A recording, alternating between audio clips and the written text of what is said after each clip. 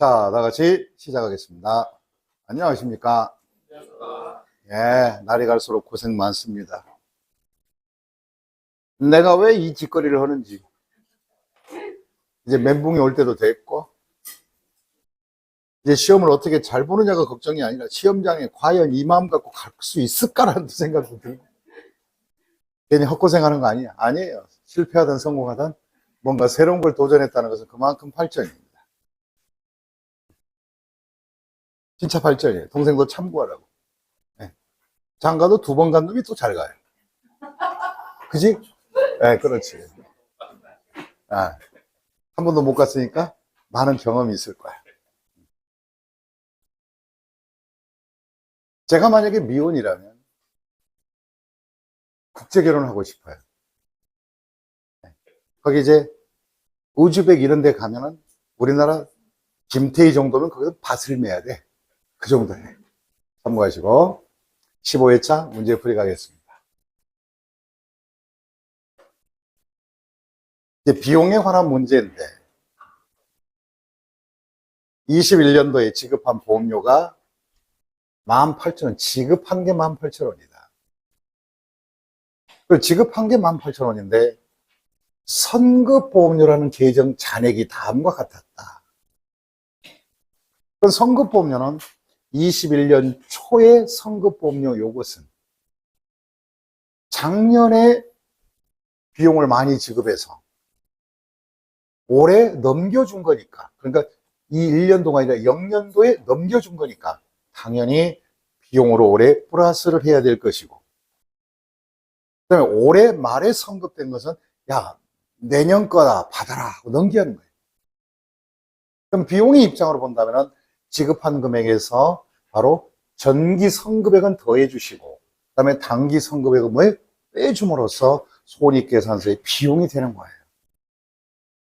그럼 1년에 이 내용에 대해서 계정을 한번 그려본다면 바로 기초된 거 6,000원 더하고 현금 18,000원 더해주고 지급한 거. 올해 선급된 거 4,000원 빼주면 올해 손익계산서 비용은 얼마가 될까? 금액은 얼마가 된다? 2만 원이 나와야 한다 이 말이에요. 2만 원. 그래서 발생주의 기준에 따라서 따박따박 잘 잘라야 돼요. 그 다음에 이번의 내용을 보겠습니다.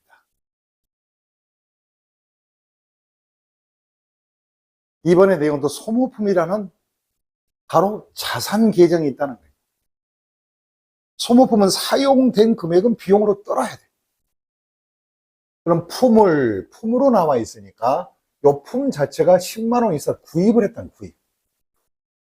근데 기말 현재 소모품이 얼마 남았다? 9만 원 남아 있다면 한번 보자 이거예요. 근데 수정 전 소모품 잔액이 결산하기 전에 12만 원이 나와 있다 이거.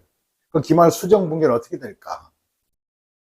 그럼 이거 다른 거 할 것도 없어요.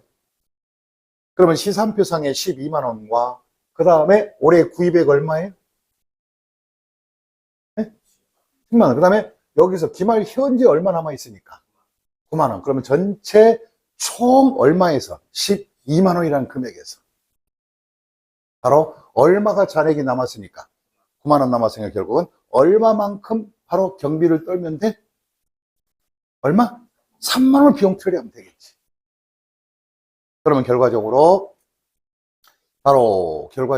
요 12만 원이 소모품이라는 잔액이 남아있다는 것은 구입액이 얼마고? 10만 원. 바로 전기에 남아있던 게 2만 원 있었다는 얘기지. 그럼 총 12만 원 중에서 결국은 잔액 9만 원 남은 거니까 결과적으로 사용액은 얼마가 나온다? 3만 원, 3만 원 비용으로 떨어야 되겠지. 그래서 차번에 소모품비 3만 원, 대변에 소모품 얼마에? 3만 원. 이렇게 해서 자산 없애고 비용화 처리하면 된다 이 뜻이. 원래 분계는 잘 안 나오는데 예를 들어서 이렇게 나오지 대체적으로 단기에 소모품의 손익계산서의 비용 처리할 금액이 얼마냐? 그럼 얼마다? 3만 원. 이렇게 답도 만들 수 있다 이 말이에요.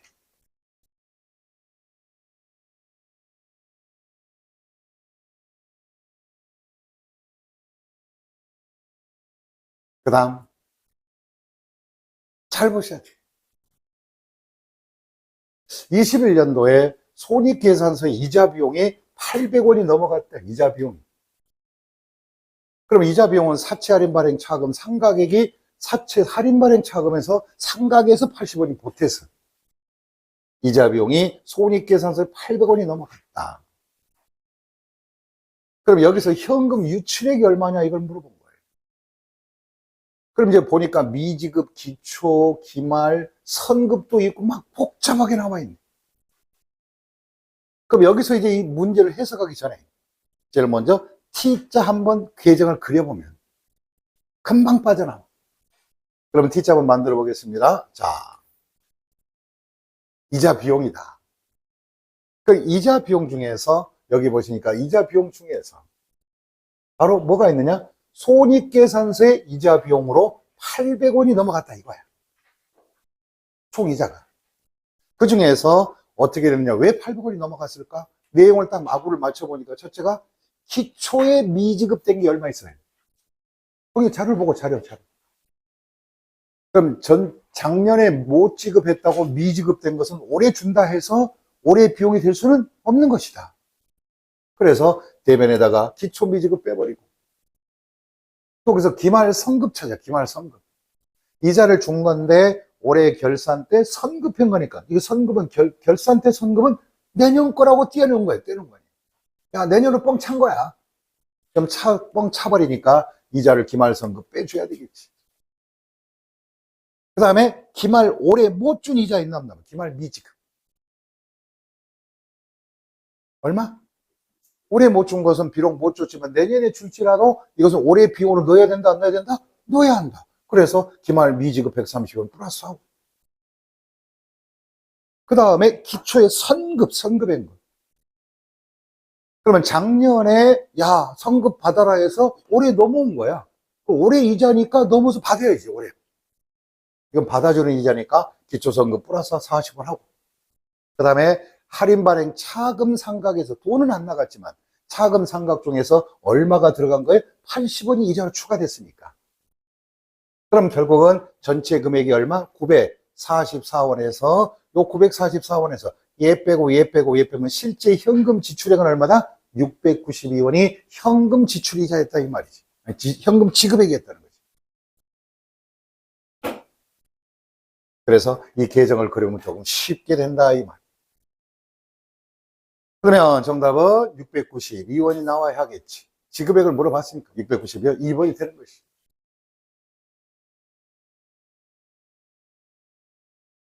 그럼 문제 4번 가보자. 미수 임대료와 선수 임대료 잔액이 다음과 같을 때 현금으로 받은 임대료가 얼마냐?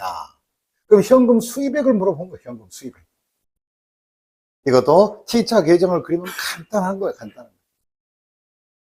그러면 미수 임대료 초, 말. 이 초의 미수는 작년에 못 받은 거라고 이자 잡고 수익 잡아주고 그 대신에 미수 임대료라 그래서 바로 뭐냐 한마디로 작년 임대료를 바로 이미 임대료 잡은 거야 작년에.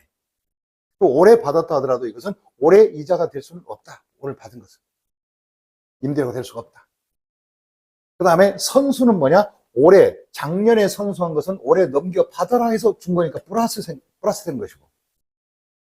그 다음에 기말 미수는 안 받았지만은 바로 올해 임대료 추가시키면서 내년에 받더라도 돈은 내년에 들어오더라도 이 기말 미수금은 미수 임대료는 올해 플러스를 해줘야지.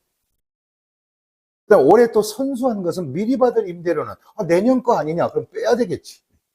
그래서 플러스 마이너스 이렇게 해주면 돼요. 그럼 여기서는 바로 마이너스 할 것들. 그럼 마이너스 플러스 이렇게 되는 것이. 그러면 여기서 바로 손익계산서에 들어갈 임대료가 얼마냐 이걸 물어본 거예요. 그럼 이것을 한번 계산을 해보니까 뒷차를 한번 만들어보자. 수익이다. 수익은 기본이니까. 그러면 제일 먼저 기말 미수는 올해 받을 걸 안 받았으니 이자에 포함시키고 임대료를. 그럼 기초의 선수로 넘어온 것은 야 올해 받아라고 선수가 넘겼으니까 올해 이자가 플러스가 되는 것이고. 그 다음에 현금 받은 게 11만 8천 원이에요. 실제 현금 들어온 것은. 그 대신에 바로 기초 미수는 작년도에서 야, 못 받았으니까 나 그 이자 계산할게. 너 내년에 받더라도 넌 그 내년 거 아니다 해서 넘어온 거예요. 기초미수. 기초미수는 바로 수익의 마이너스가 되죠. 올해 받은 거에 마이너스 떨어야 돼요. 그다음에 또 선수, 미리 받은 거니까 이것도 수익에서 마이너스 시켜야 되고. 이 선수는 바로 내년 수익이 될 거니까. 이건 작년 수익이기 때문에 돈 받은 건 빼야 되고. 이건 받은 것 중에서 내년 있기 때문에 빼야 되는 거예요. 그러면 결과적으로 13만 5,800원에서 바로 나머지 금액 땅땅 빼니까 금액이 얼마 남다? 11만 6,300원이 나오게 되는 것이. 그래서 손익계산서 넘어갈 비용이 바로 수익이 11만 6,300원이다.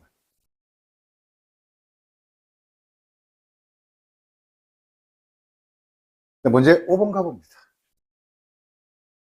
문제 5번. 한국은 여기서 잘 봐야 돼. 10월 1일서부터 해서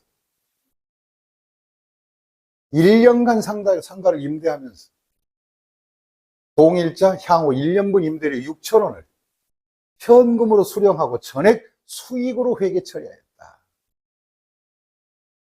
그럼 이것이 1년 결산이라고 한다면 임대료는 월할 계산한다. 그럼 결과적으로 6,000원이 1년분이라면 한 달이면 얼마라는 소리?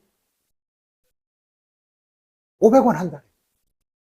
그럼 500원이 한 달인데 그럼 결과적으로 10월 1일서부터 1년간 임대했으니까 결산이 12월 30일이라고 치고 그냥 묵시적으로 연말이다. 결산이다. 그러면 10월, 11월, 12월 석 달은 바로 하나의 임대료가 맞지만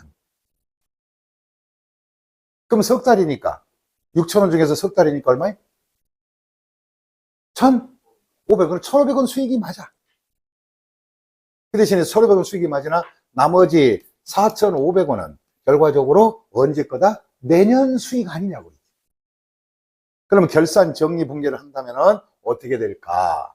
결산 정리분계를 한다면 이렇게 처음에 현금 6,000원 받고 임대료 이렇게 6,000원 수익을 잡았겠지.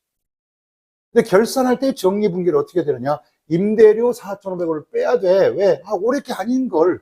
그래가지고 대변에 선수임대료. 그래서 선수임대료가 이렇게 내년에 넘어오면 내년 거 받으라고 준 거야. 이게. 올해 거 빼서. 그럼 이것은 결과적으로 선수임대료를 일단 결산 때 잠시 부채로 놔뒀다가 내년에 가서 상기하면 되는 거예요. 임대료 받으면. 그럼 이 현상은 임대료 수익을 마이너스하고 부채를 4,500원 기록을 해야 되는데 요따구 짓거리를 안 해버렸다 이거예요. 그러면 임대료 뺄 걸 안 빼고 6,000원을 다 적었으니 수익이 4,500원이 과세계상되고 그로 인하여 잉여금이 많아지니까 자본이 과세계상되겠지. 또 부채를 잡아야 될 건데 안 잡아가지고 부채가 뭐예요? 과소계상됐겠지. 그걸 잡혔지. 그럼 이런 현상에 따라서 한번 내용을 풀어보자. 그래서 바로 재무제표에 미치는 영향 볼까? 기말부채 4,500원이 과소계상이 된 현상이 나타나. 이건 잘못됐고. 기말부채가 4,500원을 달아야 되는데 선수임대료라고 해서 일단 바로 잠시 부채를 만들어 놔야 되는데 안 했으니 결과적으로 바로 뭐냐? 4,500원이 과소계상이죠. 과소. 그 다음에 당기 순이익이 그만큼 4,500원이 과대계상이 되는데 1,500원이 과대계상이 아니고 당기 순이익이 4,500원이 과대계상됐다. 이건 맞는 말이고 6,000원이 과대가 아니라 4,500원이 과대계상이 돼야 되겠지. 그래서 본문의 정답은 몇 번에 있음을? 4번에 있음을 알 수 있어.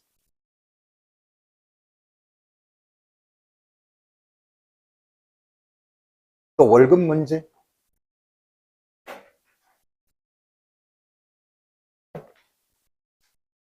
보자. 감사님, 여기 보시고. 손익계산서에 종업원 급여가 10,000원 들어갔대. 이미 결산해서. 재무상태 관련 계정 잔액은 다음과 같을 때 21년도 종업원 급여의 현금 지출액은 얼마냐? 그럼 손익계산서 이미 10,000원이야. 이미 결정된 급여가. 다 정리한 다음에 10,000원 나온 거야.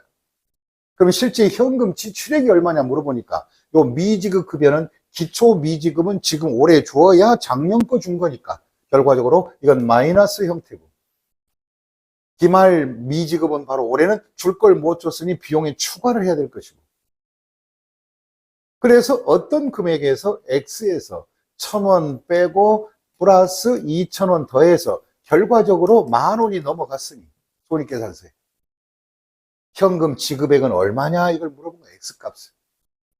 근데 이것도 역시 T계정을 그리면 좀 쉽게 나와요. T계정. 그러면 기초 미지급액은 바로 줘야 작년 거 준 거니까 바로 마이너스 형태고, 그 다음에 기말 미지급 올해 줄 걸 못 줬으니 비용 추가하고, 비용이니까 급여는. 그리고 손익계산서에 집합손익 또는 손익에 10,000원이 넘어갔으니, 그럼 11,000원 중에서 기말 미지급액 2,000원이니까 실제 현금은 얼마 지출했다? 9,000원이 나오게 되겠지. 그래서 정답은 몇 번에 했다? 몇 번? 2번? 답은 알아서 좀 찾아요. 자, 보겠습니다.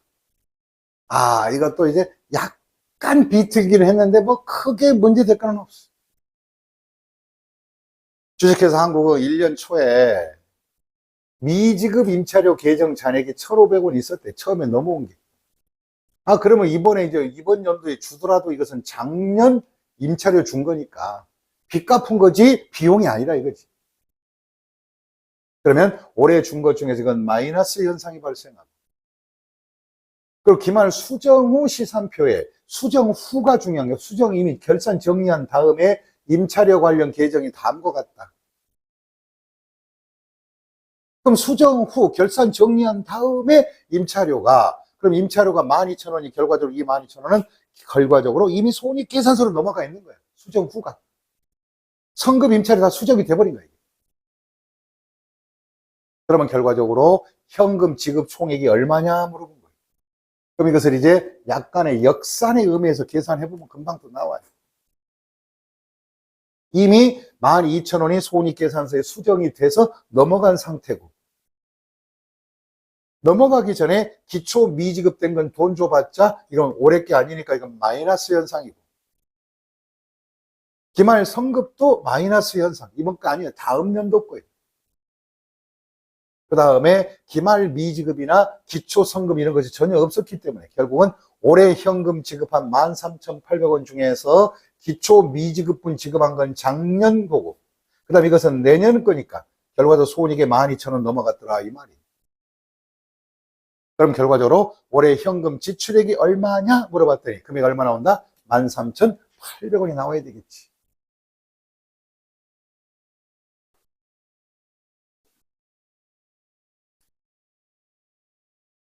이제 여러분들 문제풀이 중에 이런 문제가 나오네. 문제 8번. 재무제표 표시에 관한 표시에 관한 설명으로 옳지 않은 것은 이렇게 나오면 X 쳐놓고 틀린 거 고르라 이거지. 이런 거 할 때 꼭 좀 내가 이렇게 해준 이유가 있어요. 시험장에 가면 당황해가지고 1번 읽다가 보면 옳은 거 고르는 건지 틀린 거 고르는지 헷갈려. 틀린 거 고르셔 그러면 X 쳐놓고 이제 딱 하는 거야. 보겠습니다. 각각의 재무제표는 전체 재무제표에서 동등한 비중으로 표시한다. 그럼 재무제표는 이렇게 5개가 있는데 5개가 뭐뭐해? 재무상태표, 손익계산서, 자본변동표, 현금흐름표, 추석. 5개야. 손가락 5개야. 재무제표는. 5개. 그럼 그 중에서 재무상태표는 시점, 기말 시점 재무상태표. 현금흐름이나 손익계산서. 그 다음에 자본변동표는 기간으로 등락을 이렇게 표시해 주는 거고. 그럼 이 경우에 이제 문제가 되는 것은 동등한 비중이다. 이게 의미를 모른다고. 그러면 이 새끼 손가락, 여기 보고 5개 재무제표가 있을 때 어느 하나가 안 중요한 것이, 동생 손 내밀어 봐. 지금부터 손가락을 한번 깨물어 볼 테니까. 통증은 다 같다 안 같다? 같다. 그럼 비중이 어느 것이 중요하고 안 중요한 것이 아니라 동등한 위치에서 동등한 레벨로 작성하라 이 말이에요. 개무시하지 말고 저희 집처럼 개무시하면 안 돼요.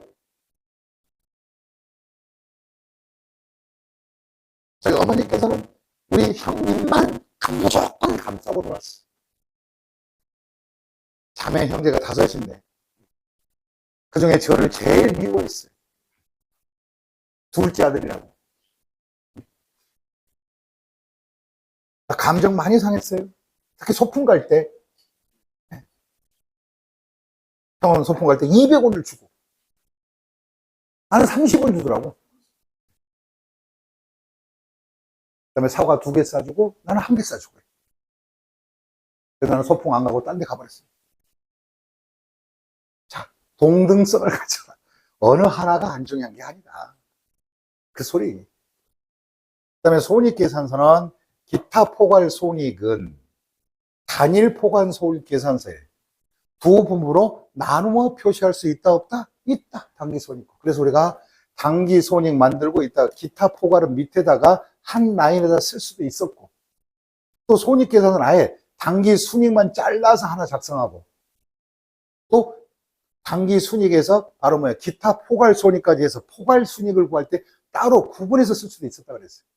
그 손익계산서는 하나로 나열할 수도 있고, 그 다음 뭐에 잘라서 2개로 만들 수도 있었고, 그래서 이 경우에 이제 단기손익과 기타 포괄손익은 단일 한 개로 포괄손익계산서에 두 부분으로 나누어서 단기손익과 기타 포괄 이렇게 한 라인으로 만들 수도 있다 이 말.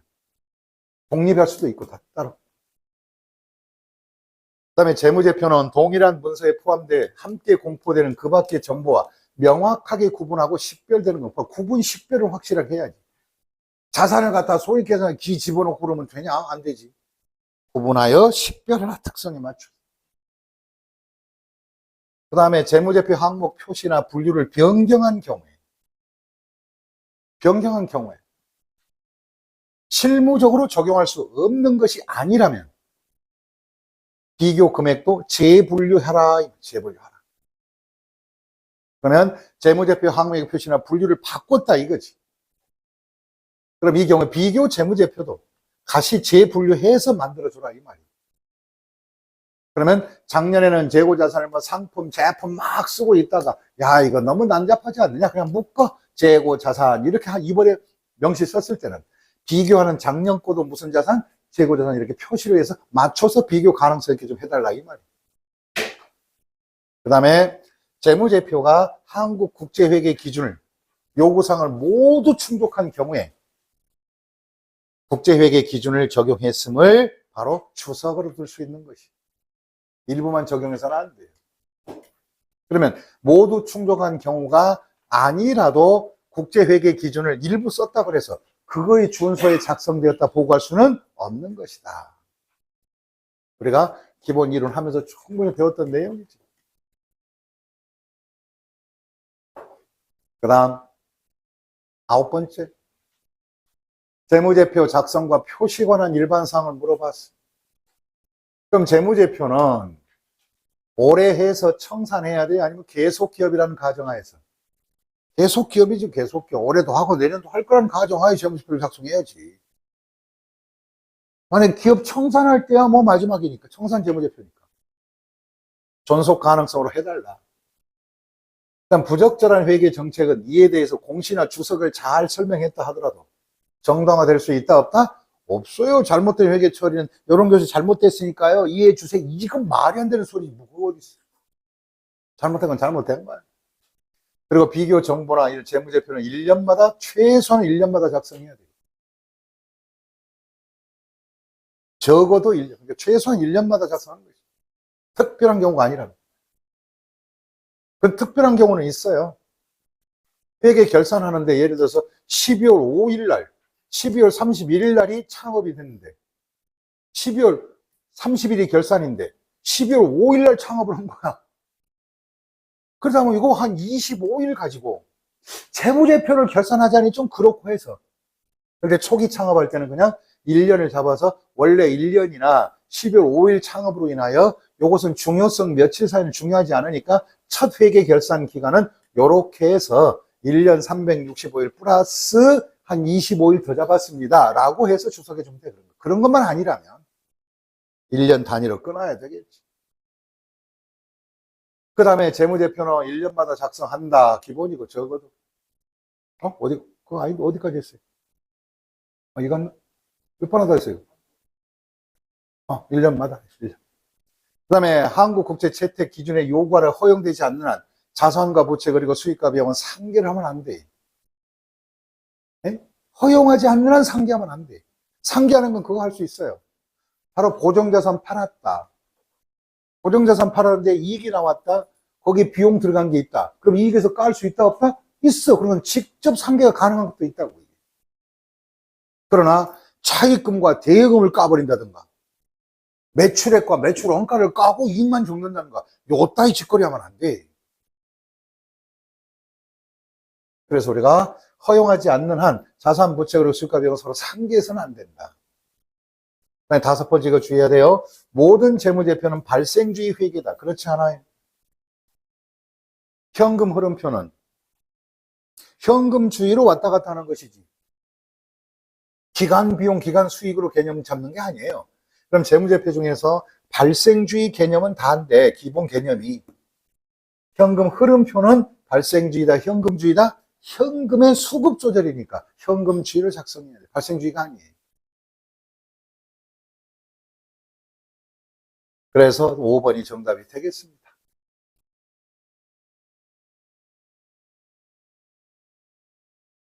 10번 비슷한 말 많이 나와요. 이게 기출문제에서 자꾸 나왔던 지문들이에요. 그럼 10번의 문제는 뭐냐? 설명으로 옳지 않은 것? X를 고르라. 재무제표가 한국재택국제회계 기준의 요구사항을 모두 충족한 경우가 아니라면, 일부 딴짓거리 했다면 그 기준을 준수하여 작성되었다고 기재해서는 아니 된다. 참 설명 잘 해놨어. 그리고 상계하지 말라. 이거 상계. 총액주의 표시. 그 다음에 기업은 현금 흐름 정보를 제외하고는 발생주의 회계를 사용해 재무제표를 작성한 게 맞고. 그럼 이 사람이 이제 계속 출제했던 사람인데 또래서 그 다음 연도에 이거 가지고 부적절한 회계 정책은 바로 법률에 위배된 정책은 이에 대해 공시나 주석 또는 보충 자료를 통해 설명한다 하더라도 정당화될 수 있다 없다? 없다. 근데 있다 이게 잘못됐고. 앞에 계신 분 동그라미 쳤었고 좋아해. 좋았어. 훌륭해. 맞아. 동그라미 치시네. 훌륭하십니다. 그 다음에 유사 항목은 중요성의 분류에 따라 재무제표를 구분 표시한다. 유사 항목은 중요성에 따라 한번 보실래요? 기업에서 공장 같은 경우는 망치 있어요 없어요? 오래 쓰는 망치. 그 다음에 드라이버. 우리 앞에 계신 분은 도라이버는 알죠? 드라이버는 잘 모르겠고. 도라이버, 햄마 이런 걸 갖다 하나하나 쓰는 게 낫겠어? 아니면 소모 공구로 묶는 게 낫겠어? 이런 건 중요성에 따라 구분하라 이거예요. 재무제표 쓸 때 말이야 도라이버 먹게 이렇게 쓸지 마라. 중요한 것들은 중요한 건 따로 써야 되지만 중요하지 않는 것들 하나에 묶어서 일괄 표시하면 돼요. 그래서 구분하여 표시하라.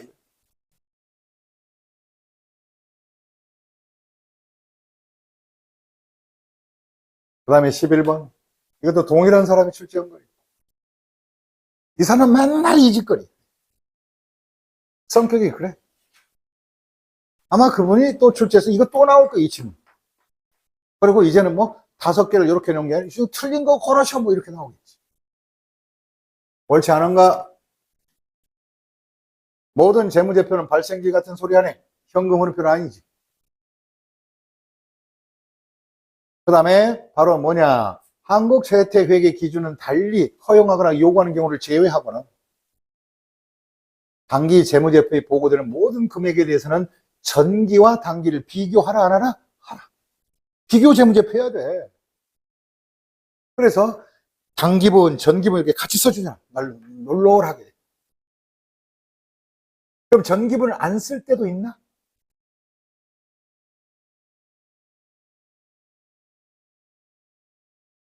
전기분을 안 쓸 때도 있지. 올해가 최초 창업인데 전기는 회사가 없었는데. 그럴 때는 쓰지 말아야지. 뭐 전기분 없는데.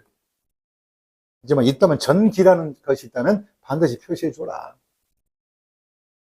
그 다음에 달리 허용되거나 요구한 경우를 제외하고는 재무제표 보고되는 금액에 대해서는 전기 비교 정보를 정보한다는 이 뜻이고 맞는 내용이고. 부적절한 회계 정책원이 아무리 보충을 잘한다 해서 정당화될 수 있다 없다? 없다. 잘못됐고. 있다 해놓은. 그 다음에 상이한 성격이나 성격을 가진 항목은 구분하여 표시한다. 그럼 자산만 보더라도 현금과, 다시 한번요, 현금과 금융자산 중에서 바로 OCI 증권 같은 건 같은 거의 종류가 다른 거예요. 자산 중에서도. 다른 거죠. 하지만 금융자산은 맞잖아. 그래서 이런 건 중요한 것들은 따로따로 표시해야지 그냥 묶어서 통 쳐서 금융자산 이렇게 할 수는 없다 이거지. 그건 표시하지. 하지만 중요하지 않는 항목의 성격이나 기능이 유사한 항목은 통합하여 묶어서 망치 도라이버 쓰지 말고 그냥 묶어서 할 수 있다. 그 다음에 수익과 비용은 어느 항목도 당기손익과 기타 포괄손익으로 하면 되지. 특별손익이라는 항목으로 표시할 수는 있어요? 없어요? 없어요. 옛날에는 이 포괄손익이 특별손익이에요. 그걸 썼었어요. 그러다가 이것이 폐지되고 포괄손익으로 묶은 거예요. 그래서 특별손익이라는 항목은 없어요. 기타 포괄 이렇게 가는 거지.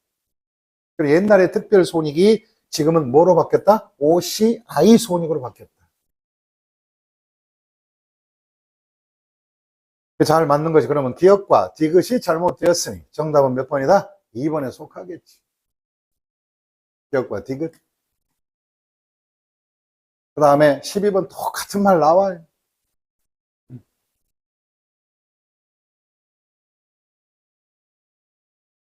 재무제표 표시에 관한 설명으로 옳지 않은 것은 X. 똑같은 말. 이거 회계 기준에 나와 있어요, 이거. 국제회계 기준에 보면 1년마다 최소한 작성해야 되고. 그 다음에 재무제표는 기업의 재무상태, 재무성과 및 현금 흐름을 공정하게 표시해야 돼? 왜곡해서 해야 돼? 당연히 공정성을 가져야 신뢰성, 공정성. 당연히 공정성을 가져야지. 그 다음에 당기손익과 기타 포괄손익은 단일 포괄손익 계산서에 두 부문으로 나누어서 표시해야지 섞으면 안 돼.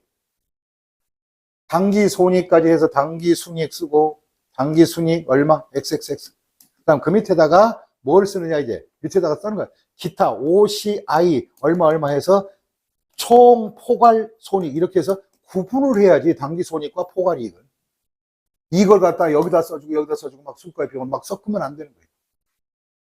그래서 당기손익과 기타 포괄은 물과 기름의 사이이기 때문에 기름 속으로 물을 섞을 수는 없고 물 따로 뭐요? 기름 따로 써줘라. 이렇게.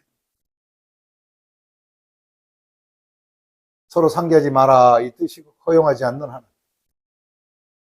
그 다음에 국제회계 기준을 준수하여 작성된 재무제표는 국제회계 기준을 준수하여 작성된 재무제표임을 주석으로 공시할 수 있다 없다? 있다 이 소리. 주석 공시. 4번 3번.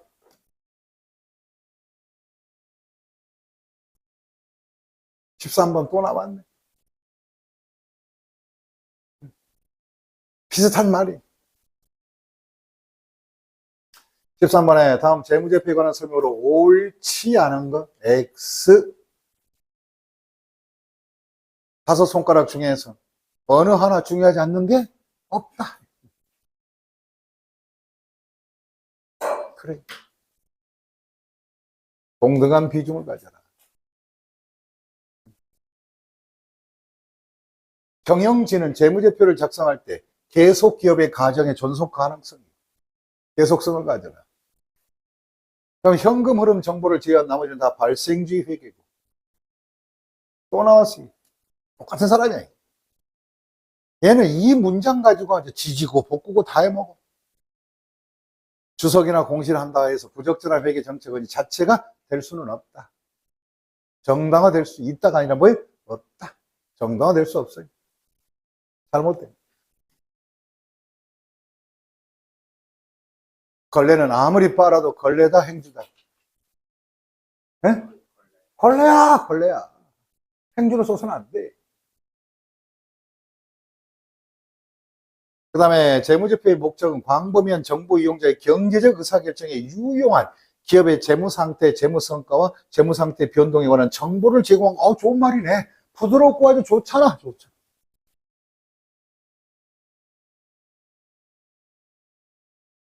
4번. 14번. 또 나왔네. 자, 재무제표 구조의 내용에 관한 설명으로 옳지 않은 것. 구조.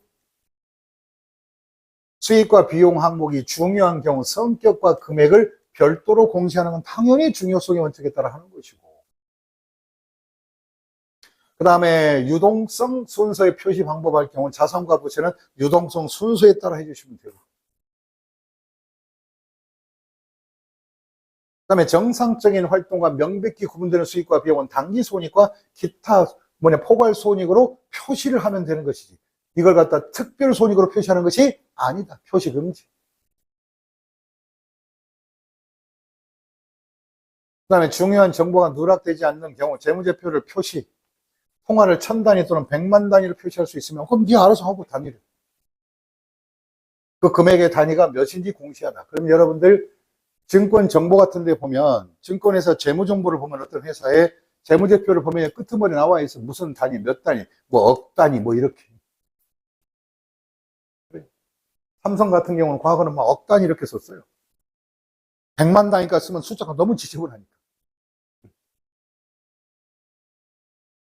그 다음에 비용의 성격별 또는 기능별로 할 수 있다고 그랬어요. 성격이나 기능성으로 보고. 성격은 뭐냐? 그 비용이 뭐 급여니, 감가상각비, 승질대로 쓰는 게 바로 그 성격별이고, 기능별은 야, 매출 원가, 판매비, 관리비, 물류비 막 이렇게 쓰는 것이 묶어 쓰는 게 기능성이다.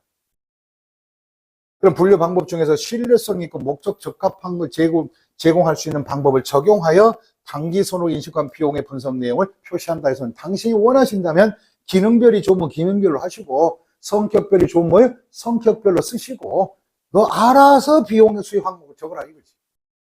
둘 다 옳은 거니까. 그래서 정답은 3번에 있습니다.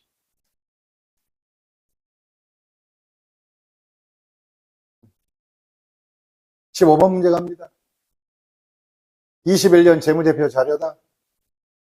한국은 법인세 비용 차감전 순이익이 10,000원일 때 간접법으로 산출한 영업활동의 현금 흐름이자 이손 뭐냐? 법인세 차감전 순이익이라는 것은 법인세는 고려하지 말고 그냥 이게 법인세 없는 당기 순이익이라고 생각하시면 돼요. 법인세가 있으면 법인세 차감 후 당기 순이익이고. 그 영업활동을 물어봤어요. 영업활동. 영업활동은 뭐냐? 상품 사고 파는 활동, 그 다음에 수익과 비용 활동들. 하지만 바로 현금 흐름이 없는 수익과 비용은 현금 흐름표에서는 수익과 비용 잡으면 안 돼. 현금 유입과 유출을 잡으면 안 돼. 그 다음에 이자 수익은 제시 내용에 따라 따라가야 돼. 재무 활동으로 보느냐? 투자나 재무 활동으로 보느냐? 이자가. 아니면 영업 활동으로 보느냐 이런 것은 바로 지시된 대로. 그 다음에 또 우리가 현금 흐름 중에서 처분 손실, 평가 손실 이런 건 전부 다 현금 흐름과 관계없는 손익계산서 수익과 비용입니다. 감가상각비 이런 것들. 현금 흐름표를 물어본 거니까. 그리고 영업활동이라는 것은 어디까지 영업활동이냐? 상품을 사고 파는 모든 활동. 상품 거래하는 활동. 그리고 PL증권까지. 다시 무슨 증권? PL증권까지가 영업활동. OCI 이런 것은 아니고 재무활동이에요. 그럼 이제 영업활동에 대한 현금 흐름을 한번 잡아보자는 거지. 자, 당기 순이익이 일단 10,000원 있다고 치면 돼. 그럼 자료를 봐야지 어떻게. 당기 순이익이 10,000원이 있고. 그럼 일단은 현금 흐름에 당기 순이익이 10,000원이 있다고 치고 요것이 일단은 기본적으로 현금이 들어온 걸로 치자. 일단 기본 모델. 그리고 감가상각비 4,000원은 현금 흐름에 이것이 바로 현금이 나가는 비용이에요? 안 나가는 비용이에요? 안 나가는 비용이니까 현금 흐름표를 저해시켜서 당기순이익을 감소시킨 거 아니야. 그럼 현금 쪽으로 본다면은 10,000원의 당기순이익은 감가상각비를 빼서 4,000원이 나온 10,000원 나온 거니까. 그럼 현금 흐름 쪽에서 얘는 바로 플러스를 시켜야 현금 흐름이 더해지겠지. 안 될 비용이 비용화 쪽에서 현금이 나간 것처럼 돼 있으니까. 그 다음에 매출 채권의 증가 밑줄 그으시고, 외상 매출금이 증가했다는 것은 받을 돈을 덜 받은 거예요, 더 받은 거예요? 덜 받은 거지. 그럼 현금 흐름에 마이너스다, 플러스다? 마이너스다. 그럼 마이너스. 매출 채권의 증가. 매출 채권은 뭐냐? 자산인데도 이것은 영업활동이야, 상품 관련이니까. 그 다음에 재고자산이 증가했다. 아, 이거 재고자산이 증가했네. 그럼 재고자산이 늘어났다는 것은 그만큼 개혁해보면 현금 유출이 더 컸다, 안 컸다? 컸다. 그럼 결과적으로 마이너스 4,000원이 되네. 마이너스 쪽으로.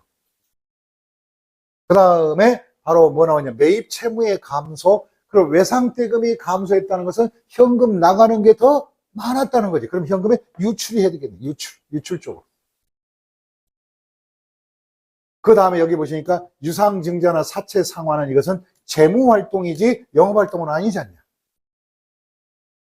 이걸 넣으면 안 되지. 자본과 부채 활동은 재무활동이었지. 그럼 결과적으로 당기순이익에서 현금이 유출이 없는데 나간 것처럼 해놨으니 14,000원 금액에서 여기에 해당된 거 2,000원, 4,000원, 2,000원을 빼버리면 8,000원 빼면 결과적으로 영업활동에서 순현금 흐름은 플러스 얼마가 있었다? 6,000원이 나와야 돼. 6,000원. 이건 처음에 모르는 금액이 X니까 처음. 그러면 정답은 몇 번에 있다는 거? 1번에 있다는 것을 알 수가 있어.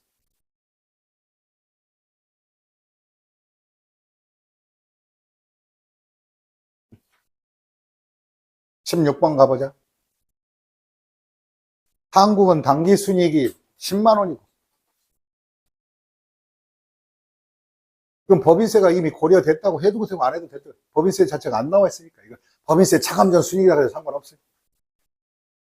그리고 장기 차입금에서 발생한 이자 비용이 5,000원이며 또 유형자산의 감가상각비가 11,000원이다. 단기 영업활동과 관련된 자산부채 변동은 다음과 같다. 여기서 영업활동에 대한 현금 순유입액이 얼마냐 물어본 거예요. 네? 그럼 일단은 당기순이익 포인트 잡고 정리해 봐야지. 그러면 정리를 해보자. 첫째, 재고자산의 증가는 어떤 현상인가? 여기 이거부터 할까? 자, 이자 비용은 5,000원이며 이 이자 비용은 장기 차입금에서 발생한 거니까 이건 재무활동으로 가버리고 무슨 활동? 재무활동으로 가야 되니까 바로 뭐냐? 바로 영업활동 쪽에서 비용 빼지 마라 이 말이에요. 그럼 이제 결과적으로 바로 이자 비용 5,000원이며 이 5,000원에 대해서는 당기순이익에다 플러스 시키고 왜? 현금 유출이 있었지만은 얘는 재무활동에서 뺄 거니까 여기서 미리 뺀 거 당기순이익 쪽에서 뺀 거니까 이거 오히려 보태야 되겠지 여기다. 그 다음에 감가상각비도 역시 현금 유출이 없는 비용이니까 당기순이익에 더하는 역할이 돼야 되고. 그 밑에 재고자산의 증가는 어떻게 되는가? 돈이 유출이 더 나간 거니까 마이너스. 매출채권의 감소가 3,000원 있었으니까 대손이 아닌 매출채권의 감소니까 그만큼 외상대금을 더 받았으니까 요것은 그만큼 현금 유입이 기여를 했겠지. 들어온 쪽으로. 그러니까 매입 채무가 감소했으니까 빚을 많이 갚았으니까 유출이 됐겠지. 그 다음에 선수금의 증가. 선수금의 증가라는 것은 뭐냐? 그만큼 선수금은 상품 주기로 하고 미리 계약금을 받은 거니까 현금 유입에 플러스 기여를 했겠지. 돈이 들어온 쪽으로. 그래서 이것을 정리를 해보자 이거지. 그러면 얼마가 될까요? 한번 정리해봤더니 한번 보자고 이제. 자, 당기순이익 기본 잡고 원래 이자 비용은 현금 나간 게 맞는데 투자 활동으로 넘겨야 되니까 일단은 여기서 당기순이익 미리 빼놓은 거니까 일단은 이제 영업활동 쪽에서는 플러스를 시켜줘야지. 감가상각비 플러스 매출채권의 감소 플러스 선수금의 증가는 다 플러스한 거고 그다음에 재고자산 증가와 매입 채무 감소하니까 빼버리면 결과적으로 영업 활동에 대한 흐름은 얼마가 나온다? 10만 8,800원이 나오겠지. 만약에 시험 볼 때 이자 비용은 영업 활동이다 그러면 얘는 건들면 안 돼요. 이미 여기서 마이너스 돼서 10만 원 나온 거니까 건들면 안 돼. 이걸 투자 활동으로 넘기니까 이 영업 활동에서는 플러스 투자 활동에서 빼주면 되는 거예요. 재무 활동에는 이쪽에서. 16번까지 풀었습니다. 그 다음에 그 밑에 또 문제 하나가 16-1 있어요, 없어요? 16-1 있죠? 1 없어요? 여기다 써놔요. 16-1로. 16번이 두 개 아니야, 거기. 그냥 16-1 하나 쓰라고. 이거 몇 개 안 남았으니까 마저 풀고 합시다. 저는 이 문제를 볼 때 참 황당했어요. 뭐로 나와 있느냐? 보니까 영업활동에 대한 유의액은 12,000원이다. 아예 답이 나왔네. 답이 나왔어. 근데 문제 요구하는 건 뭐냐? 바로 당기 순이익 얼마냐? 역으로 계산해버려요, 역으로. 그 다음에 재무활동에 대한 현금 유입으로 옳은 것을 물어봤어요. 제가 이걸 보고 출제해 보고 한심스럽다 그랬어요. 조금만 알면 이건 바로 찍는 거야, 문제. 다 풀지 않아도 돼. 첫째, 가장 쉬운 거 이것부터 정리해봐요. 뭐 감가상각 이런 거 따지지 말고 재무활동을 물어봤으니까 재무활동은 부채와 무슨 활동이다? 자본활동이지. 부채와 자본. 부채와 영업에 관련 있는 부채 말고 일반 부채와 그 다음 뭐예요? 한마디로 자본의 활동이지, 재무활동이.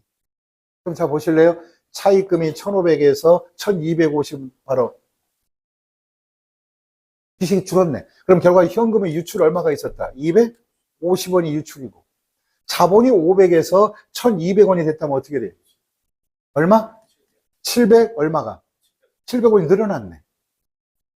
그럼 여기서 바로 재무활동에서는 유출 250, 바로 1,200원의 자본이 늘어났으니까 그럼 250에서 750, 700원에서 250 빼면 얼마 남나? 그럼 문제 지문을 봐. 450 찍어.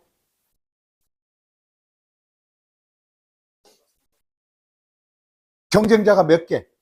그럼 이제 50% 확률 아니야? 근데 여기가 포인트야, 이제. 자, 이자 지급은 영업활동으로 구분한다. 재무활동은 아니다. 그럼 이자가 미지급 이자가 얼마? 80원. 미지급 이자가 얼마? 40원. 그러면 미지급 이자가 현금으로 볼 때는 더 나갔어, 덜 나갔어? 네? 부채가 감소했어, 증가했어?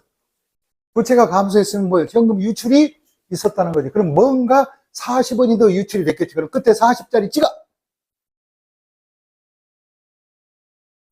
몇 번이게? 오, 그랬어요? 아우, 잘하셨어요.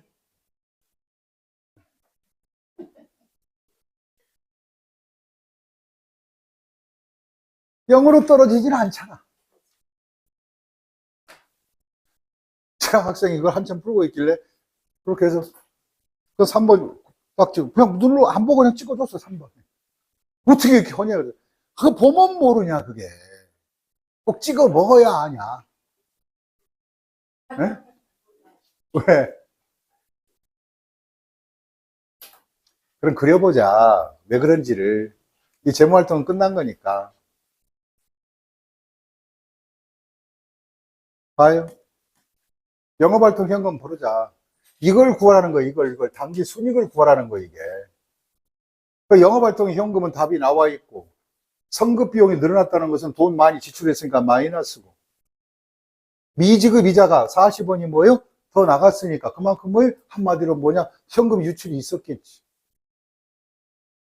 그다음 매출 채권이 감소했다는 것은 돈이 더 들어왔다는 것이고, 감가상각비는 비용도 아닌데 돈 나간 것처럼 비용 떨어버렸으니까 더 해야 될 것이고, 어떤 금액에 요 금액에 더 해주는데 이 금액을 모르니까 지금.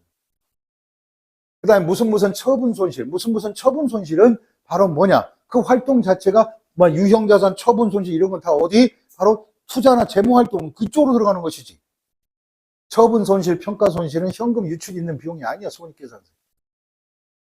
명목상 수익 비용. 그래서 이것은 바로 비용으로서 떨어버린 거니까 안 떨어질 걸 떨어진 거니까 플러스 해야지. 그럼 결과적으로 12,000원에서 800원과 40원. 전체 금액에서 얘를 제거하면 순현금의 당기 순이익은 얼마로부터 출발했다? 8,340원이 나온다. 그래서 저는 계산하지 않고 이자가 그만큼 요 40원이 있었으니까 끄트머리는 뭐예요? 40원이 있으니까 40으로 끝나야 맞다 이거지 나는. 눈치껏 때려서. 다음 17번.